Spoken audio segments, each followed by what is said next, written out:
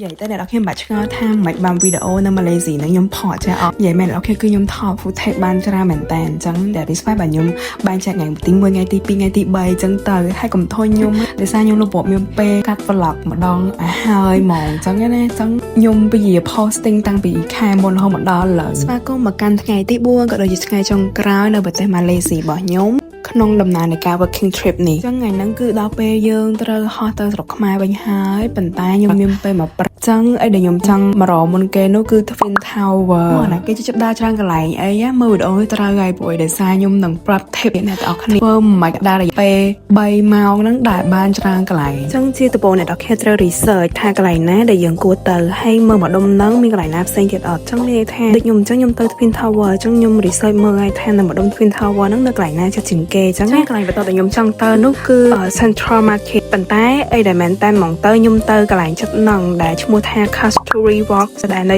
Central Market ហ្នឹងក៏ប៉ុន្តែធំរបស់ខ្ញុំគឺខ្ញុំទៅទិញ souvenir ខ្លះដើម្បីផ្ញើអ្នក office របស់ខ្ញុំហ្នឹងឯងអូយនៅហ្នឹងមានលក់របស់ខ្ជុលច្រើនណាស់ដល់អ្នកជិះជិបដូចខ្ញុំអីគឺខ្វះក៏ហ្មងប៉ុន្តែទៅបារម្ភចឹងបន្តមកទៀតខ្ញុំទៅកន្លែងដែលនៅជិតហ្នឹងនៅគេស្ពូគំនូដែលគូនៅលើចាំជាអ្នកគ្នាស្អាតមែនតើហើយពេលឃើញចឹងធ្វើឲ្យយើងជា tourist ចឹងចាប់អារម្មណ៍ចង់ថតរូបអីចឹងទៅពេលខ្លះពាក់ព័ន្ធជាមួយនឹង culture របស់គេចឹងណាក៏មកដល់កន្លែងបន្តដែលមានឈ្មោះថាភាសាលីឡាំថៃមើលពីក្រៅទៅ vibe របស់គេដូចបែបចិនចឹងហើយអ្នកនរគ្នាអូភ្លេចប្រាប់ខ្ញុំដែរកាត់តាមហ្នឹងមានពហិចិនមួយចឹងនៅភាសាលីឡាំថៃហ្នឹងគឺនៅចិត្តហ្នឹងចូលទៅនៅហ្នឹងគឺ vibe គេបែបចិនហ្មងនិយាយថាគម្រោងដែលត្រូវងប់មកតាំងពីម៉ោង7 8ហ្នឹងត្រូវបានរលាយដោយសារតែខ្ញុំក្រោកយឺតចឹងហើយបាទខ្ញុំ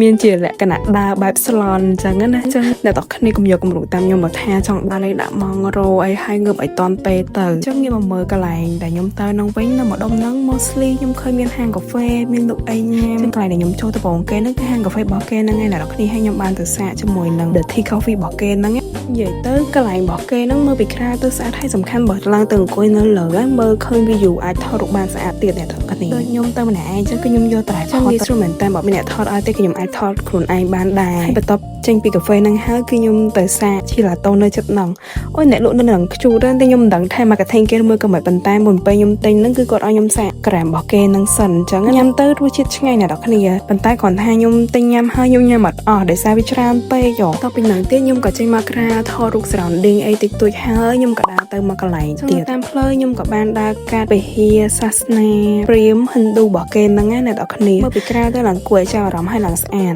ប៉ុន្តែដោយសារខ្ញុំមានពេលវេលាតិចខ្ញុំក៏បានចូលក្នុងលេខហេតុដែរខ្ញុំក៏បចោតនាទៅមុខទៀតដើរឃើញមានកន្លែងលក់ souvenir មួយនៅម្ដុំចល័នប៉ូតាលី